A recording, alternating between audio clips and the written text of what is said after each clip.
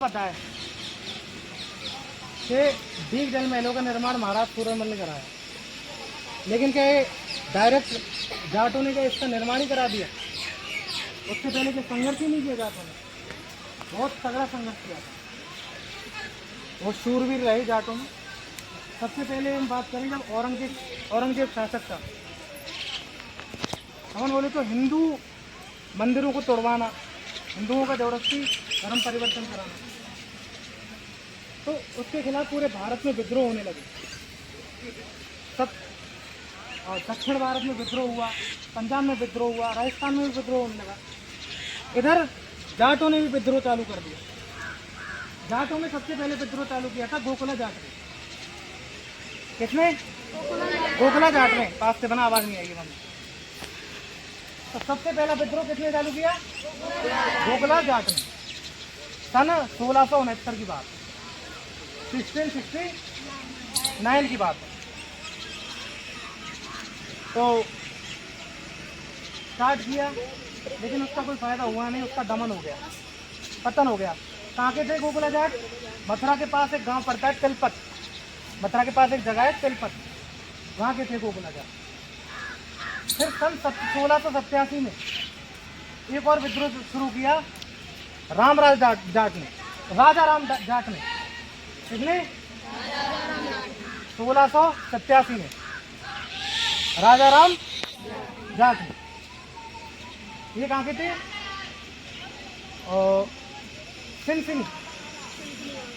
सिनसिनी गांव पे। इसलिए भरतपुर के जाट सिनसिनवार कहलाते हैं। भरतपुर के जो शासक हुए वो सिनसिनवार है। ये जो अपने प्रेजेंट में महाराज विश्वेंद्र सिंह हैं, ये सिनसिनवार है। तो 1687 में इन्होंने विद्रोह चालू किया। इन्होंने बहुत तगड़ा काम कर दिया था। सिकंदरा में, आगरा के पास एक जगह पड़ती है सिकंदरा, सिकंदरा में अकबर का मकबरा था, मतलब कि अकबर की कब्र। अकबर की कब्र को खोदा, अकबर की हड्डियां निकाली और उन्हें जला दिया। तो औरंगजेब भड़क गया और इसके विद्रोह का भी दमन कर दिया गया। उसके बाद आते हैं चूड़ामन जाट। चूड़ामन जाट ने खून में एक किले का निर्माण कराया। ये जाट ऐसे करते थे कि जहाँ भी मुगल दिख जाते थे इनको पकड़ के मारा करते थे, लूट लिया करते थे। तो ऐसे ही कर करके इन्होंने सबसे पहले खून में एक किले का निर्माण कराया चूड़ामन जाट ने।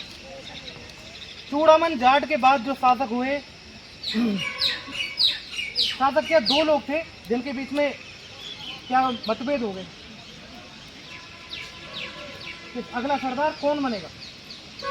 एक तो थे महाराज बदन सिंह और दूसरे थे मोहकम सिंह। कौन? बदन सिंह और मोहकम सिंह। दोनों के बीच में लड़ाई होगी। साहब मैं सरदार बनूंगा, मैं सरदार बनूंगा। ऐसे में साहब वहाँ का दिल्ली का जो शासक था उसका नाम था मोहम्मद शाह रंगीला। क्या नाम था? मोहम्मद शाह रंगीला। मोहम्मद शाह रंगीला साहब परेशान था इनसे, जाटों से। क्यों? जहाँ भी मुगल दिखते थे भाग लेते थे इनको, बड़े परेशान थे मुगल। भाई जयसिंह को संधि कराने के लिए भेजा था कि जो ये क्या कहते हैं, ये हमारे ऊपर बार बार आक्रमण कर देते हैं, हमें लूट लेते हैं, तो संधि को रास्ता निकाल। तो जयसिंह गए तो इन्होंने देखा कि यहाँ तो आपस में लड़ाई चल रही है मोहकम सिंह और बदन सिंह के बीच में। ऐसा इन्होंने महाराज बदन सिंह का साथ दिया। तो देख यार, तू सरदार बरदार के चक्कर में काई पड़ रहा है, मैं तो कुछ राजा बनाऊंगा तुझे। यार ठीक है यार, तू डायरेक्ट राजा ही बना रहा तो ठीक है, राजा बन जाएंगे। अब किसके? सवाई जय सिंह ने किसका साथ दिया? महाराज बदन सिंह का साथ दिया। महाराज बदन सिंह का साथ दिया और इनको डीग की जागीर दे दी। ये डीग, इसकी जागीर दे दी। महाराज बदन सिंह ने डीग में किले का निर्माण कराया। फिर महाराज बदन सिंह के बाद आए महाराज सूरजमल। महाराज सूरजमल को जाटों का प्लेटो भी कहा जाता है। जाटों का प्लेटो, अरे सर जाटों का प्लेटो, प्लेटो क्या होता है सर? यूनान में एक बहुत बड़ा विद्वान हुआ था प्लेटो, तो उन्हीं के नाम से यहाँ पे महाराज सूरजमल को उपाधि हुई जाटों का प्लेटो। बहुत इंटेलिजेंट आदमी थे, साहित्य में बहुत रुचि थी, प्रशासनिक सुधार किए। पूरे राजस्थान का, पूरे हिंदुस्तान का एकमात्र ऐसा आदमी था जिसने प्रशासनिक सुधार किए। इसने मेरिट बेस्ड ब्यूरोक्रेसी का चलन चला दिया। मतलब कि वजीर का बेटा वजीर नहीं बनेगा, सैनिक का बेटा सैनिक नहीं बनेगा, योग्यता के आधार पे पद दिए जाएंगे। ब्यूरोक्रेसी मतलब होता है नौकरशाही। जितने भी इनके पद रहते थे वो अब मेरिट के आधार पर, योग्यता के आधार पर मिलने लगे थे। ये पूरे राजस्थान, पूरे भारत के पहले ऐसे राजा थे जिन्होंने योग्यता के आधार पर प्रशासनिक सुधार किए थे। एक सुधार कृषि में सुधार की। ऐसा बताया जाता है कि उस टाइम पे कृषि के द्वारा आय 1 करोड़ से ऊपर हो गई थी पूरे प्रदेश की। महाराज सूरजमल बड़े सूरवीर आदमी थे। दिल्ली पर आक्रमण किया, दिल्ली पर आक्रमण किया तो ये नूरजहां का झूला ले आए थे। दिख रहा है ये नूरजहां का झूला महाराज सूरजमल ले आए। उसे विदेश में तोहफे में मिला था, ये विदेश से तोहफे में मिला था, तो वहां से झूले को खा लिया और कुछ को ढंग का दिखाने की चलो ये ले चलो, ऐसे पार्ट्स में डिवाइड कर दिया, नंबरिंग कर दी और यहाँ पे दोबारा असेंबल कर दिया। फिर उनके बाद हुए महाराज जवाहर सिंह। जवाहर सिंह रेहम साहब नहीं, जवाहर सिंह सिंसुनवार। तो उन्होंने दिल्ली पर आक्रमण किया। तो ये जो भूल भुलैया बोलते हो ना, जैसे सामने, ये भूल भुलैया नहीं है, ये मुगलों के बच्चों का मदरसा हुआ करता था, मदरसा। वहां से उसे उखाड़ के ले आए, दिल्ली पर आक्रमण किया, दिल्ली से लेके आए अष्टधातु, मतलब कि अष्टधातु का दरवाजा वो भरतपुर के किले पे लगवा दिया। ये अष्टधातु का दरवाजा मुगलों ने चित्तौड़गढ़ से उखाड़ा था। अब साहब जवाहर सिंह जी गए, ये तो हमारा दरवाजा, हमारे राजस्थान को दरवाजा ले चलो, तो वहां से उखाड़ के उन्होंने भरतपुर किले में लगवा दिया अष्टधातु का दरवाजा। और ये क्या कहते हैं, मदरसे को उठा लाए, उसे पहले पार्ट्स में डिवाइड किया, नंबरिंग की, फिर बाद में असेंबल कर दिया। जो कि तो सुन लो, ठीक, इतने शूरवीर राजा हुए अपने भरतपुर के। और भी बहुत सारी हिस्ट्री है, बताता जाऊंगा कमे कमे, तो बताता ही चला जाऊंगा, 2-3 घंटे कहीं चले जाएंगे पता नहीं चलेगा। बहुत तगड़ा इतिहास है भरतपुर जाटों का। इधर आप देख रहे हो ये जो पानी है, इधर की साइड जो पानी भरा हुआ है, इसे कहते हैं गोपाल सागर। गोपाल सागर। और सामने जो आप बगीचा सा देख रहे हो, वो ऐसा गुलाब बाग, वो भरतपुर महाराजों का ही बगीचा हुआ करता था। ठीक है, हाँ, इसे बोलते हैं सावन भवन। ये जो आप देख रहे हो इसे बोलते हैं सावन भवन, सावन भवन। और देखो उधर की साइड जो क्या कहते हैं पानी भरा हुआ है, उधर की साइड उसे कहते हैं रूप सागर। क्या कहते हैं? रूप सागर। अब आ जाओ, ये है गोपाल सागर। ये जो इधर की साइड तो पानी भरा हुआ है ना, गोपाल सागर, ये इस तरह बनाए गए थे कि जब इसमें पानी ज्यादा भर जाता है तो रूप सागर में चला जाता है, रूप सागर में ज्यादा पानी भर जाता है तो वो चला जाता है किले की खाई में। ये इस तरह से बनवाए गए थे, ढलान में है ये। अच्छा, एक और बात कि सर ये इतने सालों से पानी में डूबा पड़ा है, इसे अब तक कुछ हुआ क्यों नहीं बिल्डिंग को? क्योंकि ये चूना पत्थर से बनी हुई बिल्डिंग है, सैंड स्टोन से। सैंड स्टोन को जितना ज्यादा पानी पिलाओगे उतनी ज्यादा वो मजबूत रहेगा। ये सारी बिल्डिंग सैंड स्टोन से बनी पड़ी है, चूना पत्थर से। ठीक है, ये जो आप देख रहे हो ये है गोपाल सावन भवन। सावन में यहाँ महाराज बैठा करते थे। अच्छा, गर्मियों के टाइम भी ज्यादा रहा करते थे यहाँ पे खाकर, गर्मियों में यहाँ पे, और सर्दियों में रहा करते थे भरतपुर में। ठीक है, आगे आओ। देख रहे हो ये पुराने जमाने का गीजर।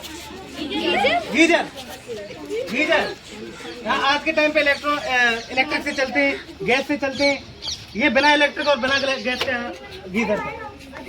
इसमें लकड़ियां डाली जाती थी, पानी गर्म होता रहता था यहाँ, और धुआं वगैरह सब यहाँ से ऊपर चला जाता था। और ये जो पानी है इसके रास्ते से भाप बन के ऊपर क्या कहते हैं पोर्ट्स बने होते हैं, वहां पे इकट्ठा होता रहता था। ये है पुराने जमाने का गीजर। आज के टाइम पे नहीं चलता है, लेकिन देख लो उस टाइम पे भी टेक्नोलॉजी थी।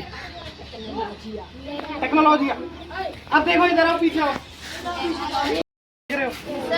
इसे बोलते हैं गोपाल भवन। गोपाल भवन ये महाराज का स्वयं कक्ष हुआ करता था। इसे इस तरीके से बनाया गया था कि आप पीछे से देखोगे तो 4 मंजिल दिखाई देगा, लेफ्ट और राइट से देखोगे तो 2 मंजिल दिखाई देगा, और फ्रंट से देखोगे तो 1 मंजिल दिखाई देगा। इस तरीके से बनाया गया था। आप उधर से देखना कभी तो 4 मंजिल दिखाई देगा, इधर से और उधर की साइड से देखोगे तो 2 मंजिल दिख रहा है ना, 2 मंजिल, और फ्रंट से देखोगे तो 1 ही मंजिल दिखाई देगा। दिखा दे एक बार ऊपर करके। ठीक है,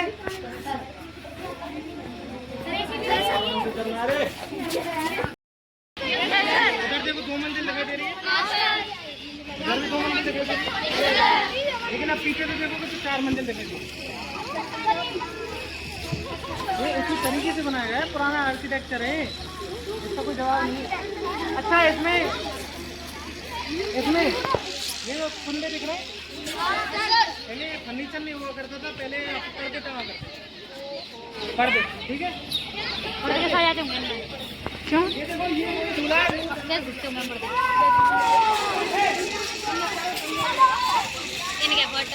इधर आओ, ये वही दूल्हा है। अभी मैंने बताया था महाराज सूरजमल ने जब दिल्ली पर आक्रमण किया था तो ये झूला बड़ा अच्छा लगा था। पूरा संगमरमर का बना हुआ है पूरा झूला। हाँ, तो नूरजहां को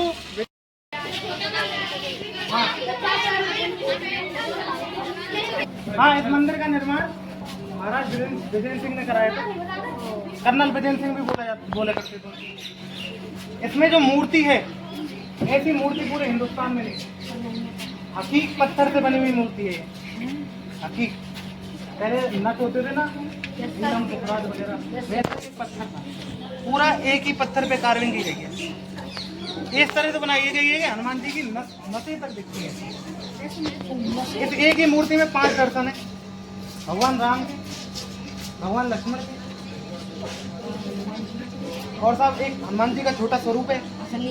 पाताल देवी का मूर्ति है जो पैरों के नीचे दबी हुई है।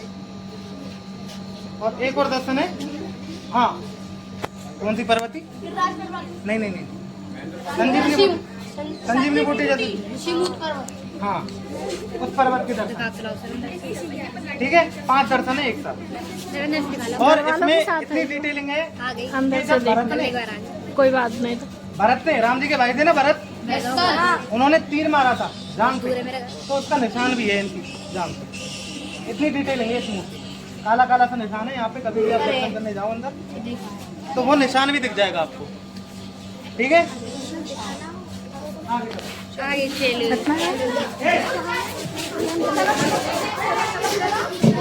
चलो।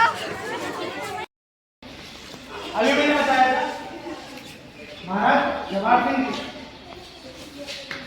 इस पूरे भवन को उठा के ले आए हाथों से। हनुमान जी थोड़ी थे, इससे पहले देखो आप, इसे गौर से देखो तो एक टुकड़ों में बटी हुई है। पहले से टुकड़ों में काटा, उन पे नंबरिंग की, और उसी नंबरिंग के हिसाब से यहाँ पर दोबारा सेट कर। आप गौर से देखोगे तो अष्ट धातु की कीड़े लगी हुई है। अष्ट धातु ये कभी ना गलता है ना सड़ता है, ये कीड़े लगी हुई है। ये कीड़े ऐसे हैं आपस में फंसी पड़ी, तो इन कीड़ों से दबा हुआ है, ना किसी सीमेंट से ना किसी चूने से, सिर्फ इन कीड़ों से रुका हुआ है। ये मुगलों के बच्चों का मदरसा हुआ करता था। इसे यहाँ पे लेके आए तो इसका नाम रख दिया सूरज भवन। क्या नाम रख दिया? सूरज भवन। ठीक है, आगे चलते उधर की साइड से आओ।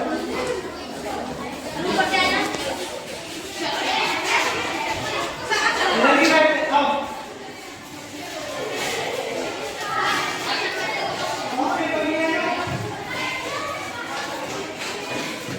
दीदी हमें मिलेगी। दीदी का वाला वीडियो बना रही है। बस चुप। इसको बोला जाता है हरदेव भवन। हरदेव क्या बोला जाता है?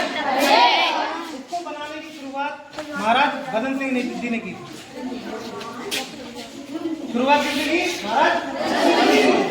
बाद में ये जब पुराना हो गया तो ये पूरा भवन अपनी दासियों को दे दिया, अपनी दासियों को दे दिया। दासियों के जितने प्रोग्राम वगैरह होते थे वो सब यही होते, सारा का सारा भवन अपनी दासियों को दे दिया। क्या बोला जाता है इसे? हरदेव भवन। ठीक है,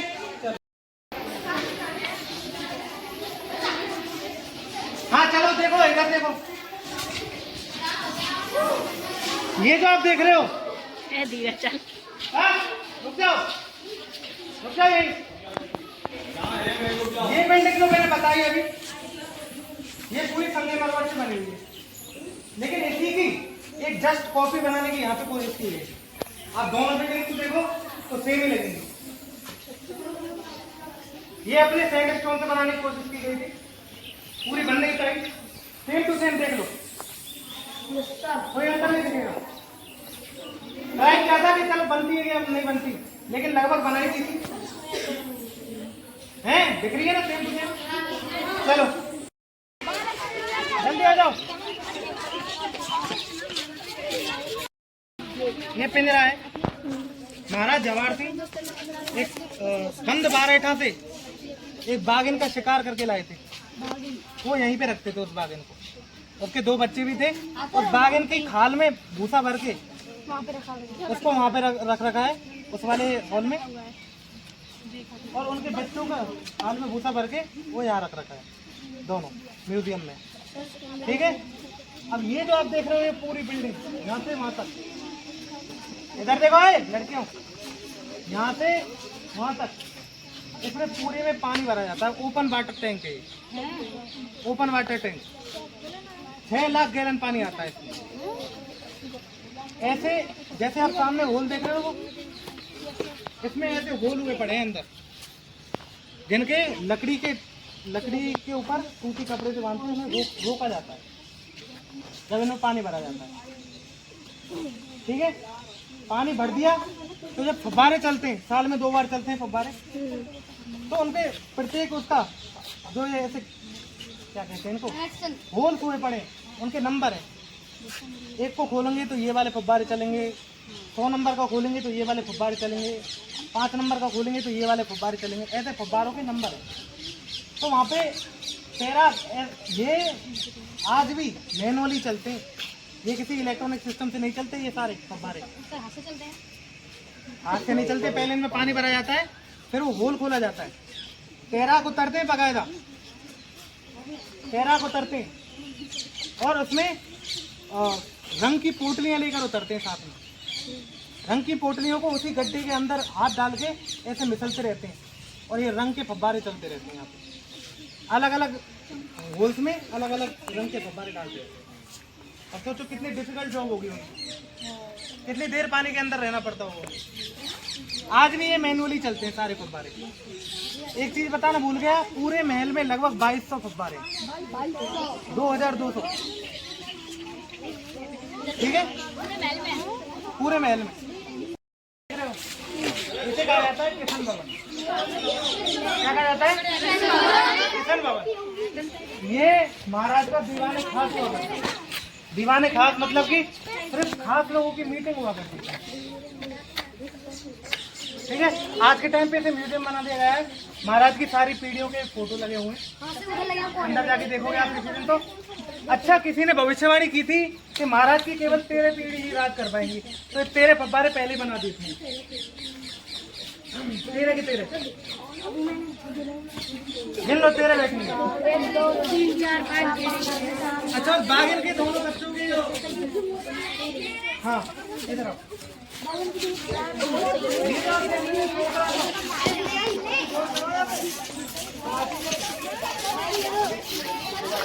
इधर देखो, ये है दीवाने आम। दीवाने आम, यहाँ पे महाराज बैठ जाया करते थे, यहाँ पे महाराज बैठ जाया करते थे कुर्सी लगा के, यहाँ पे पैसा बैठा करते थे, लोग जन सुनवाई होती थी। ये जो आप कुंदे आप देख रहे हो, यहाँ पे टेंट लग जाया करता था। इन कुंदे टेंट ठीक है। क्या है ये? दीवाने आम।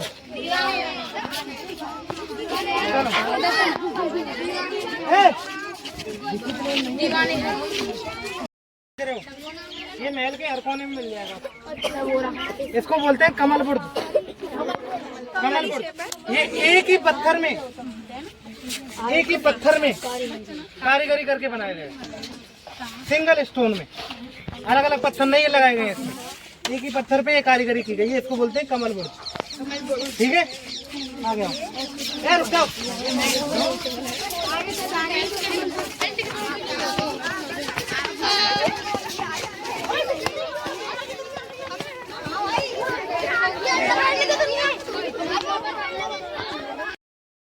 केशव भवन। क्या बोलते हैं? केशव भवन। इसमें कुल मिलाकर 350 फव्वारे हैं। अरे सर, 350 तो दिख भी नहीं रहे। यहाँ छोटे छोटे फव्वारे देख रहे हो, कोने में छोटे छोटे से फव्वारे लगे हुए हैं। इनको मिलाकर 350 फव्वारे हैं। ये जो आप पिलर्स देख रहे हो, ये पिलर्स खोखले हैं, खोखले पिलर्स हैं। इनमें अष्ट धातु की रॉड्स डली हुई है। क्या डली हुई है? अष्ट धातु की रॉड डली हुई है, जिनमें से पानी ऊपर जाता है, पानी वहां से छोड़ा जाता है। अच्छा, इसकी जो छत है वो डबल स्ट्रक्चर में है, ऊपर छत नीचे छत, बीच में जगह है। उसमें अष्ट धातु की बॉल्स डाली हुई है। बॉल्स गेंदे डाली गई हैं। जब यहाँ से पानी छोड़ा जाता है, ऊपर पानी जाता है और ये फव्वारों में पानी चलता है। ऊपर जो पानी जाता है वो छत में भरता है। किसमें भरता है? छत में भरता है। और वो अष्ट धातु की बॉल्स हैं, वो आपस में टकराती हैं। उनके टकराने से इन पिलर्स में ऐसी आवाज आती है जैसे बिजली कड़कती है ना, वैसी। और ये पूरे में जब फव्वारे चलते थे तो ऐसा लगता था बारिश हो रही है। ये कृत्रिम वर्षा के लिए बनाया गया था। मतलब कि बिना बारिश के बारिश। अब ये दीवारें हैं, ये ढांचा थोड़ा पुराना हो गया है, ये जर्जर हो गया था, तो ये दीवारें बना दी गई हैं। पहले जब ये फव्वारे चलते थे तो एक कर्टेन टाइप का बना लेते थे, पर्दा, जिसमें अंदर कौन बैठा है पता नहीं चलता था। ये छोटे छोटे फव्वारे चलते थे दोनों साइड, तो एक पर्दा सा बना लेते थे। उधर देखा ना, हाँ। और अंदर राजा बैठ जा, या राजा की कोई सभा चल रही हो, मीटिंग चल रही हो, या ऐसे ही बैठे हो रेन का मजा लेने के लिए, तो अंदर कौन बैठा है ये पता नहीं चलता था। इस तरह से एक पानी का पर्दा सा बन जाता था। ठीक है। और सूरज की रोशनी जब उस पानी पे पड़ती थी, तो जब रिफ्लेक्ट होती थी सूरज की किरणें, तो इंद्रधनुष बन जाता था। समझ गए? चलो, महाराज सूरजमल के टाइम के शासनकाल की बात है। पानीपत का तीसरा युद्ध हुआ था। पानीपत का अहमद शाह अब्दाली और सदाशिवराव भाऊ के बीच। तो मराठा साम्राज्य उस टाइम पे पीक पर था। हर युद्ध लगभग हर युद्ध जीतते। हालांकि मराठाओं ने राजस्थान को लूटने में कोई कसर नहीं छोड़ी, खूब लूटा राजस्थान को मराठाओं ने। लेकिन जब वो अपनी सेना इकट्ठी कर रहा था तो महाराज सूरजमल ही गए थे। अरे मराठे इतने घमंडी थे कि अपने साथ में बच्चों को, औरतों को, और कई लोगों को, नौकरों को, सबको साथ लेकर चलते थे। लड़ने के लिए नहीं, सेवा पानी करवा के, का है सेवा, सेवा कराने के लिए। अब साहब महाराज सूरजमल इंटेलिजेंट आदमी थे, बहुत इंटेलिजेंट आदमी थे। ये नाम ऐसे नहीं पड़ा इनका, जाटो का प्लेटो। बहुत इंटेलिजेंट आदमी थे। इन्होंने देखा वहां पे जाके, ये शामिल होने गए युद्ध में। यार तू यार क्या आदमी है यार, औरतों को साथ में लेके चल रहा है, बच्चों को साथ में चल रहा है, लेके चल रहा है, इतने सारे नौकर साथ में लेके चल रहा है। कल को अगर तू मान ले तू युद्ध हार गया तो इनका क्या होगा? तो साहब नहीं सुनी और उनका अपमान किया महाराज सूरजमल का। तो महाराज सूरजमल वापस भरतपुर चले गए। और उन्होंने ये भी कहा था कि काम कर भाई, युद्ध लड़ने हम चल रहे, इन महिलाओं और बच्चों को मेरे यहाँ भरतपुर में भेज दे, युद्ध जीत जाएंगे जब इन्हें ले जाइयो। नहीं सुनी साहब, भाऊ घमंडी आदमी, नहीं सुनी। फिर साहब ऐसा हुआ, जो महाराज सूरजमल कह के आए थे हार गए, युद्ध हार गए मराठा। और देखो किस लेवल के आदमी होंगे वो महाराज सूरजमल। उन्होंने फिर भी मराठों को शरण दी अपने यहाँ भरतपुर में। मतलब अपमान होने के बावजूद भी मराठों को शरण दी। कई मराठे आज भी भरतपुर में रहते हैं, वो यहाँ से भरतपुर छोड़ के गए ही नहीं, इतने नेक दिल आदमी। कई मराठी परिवार आज तक भरतपुर में ही रहते हैं, छोड़ के ही नहीं गए भरतपुर। ठीक है, ये चीज रह गई थी बताने। चलो हाँ, महाराज जी कसरत वगैरह करते थे, कुश्ती वगैरह करते थे, और उनके पहलवानों भी करते थे। यादव हो गए, जाट हो गए, गुजर हो गए, सब यहाँ पे मिलकर कुश्ती करते थे। ऐसा नहीं है कि जाटों का महल है तो जाट ही जाट कुश्ती कर रहे हैं। दूर दूर से पहलवान बुलाए जाते थे और यहाँ पे कुश्ती कराई जाती थी। अच्छा, कुश्ती करने के बाद धूल वगैरह साफ करने के लिए ये स्विमिंग पूल है, पुराने जमाने का स्विमिंग पूल। चलो यहीं पे हो जाता है तुम्हारा टूर खत्म। अब लिखो थोड़ा और हाँ हाँ रुक जाओ, चलो लिख लो।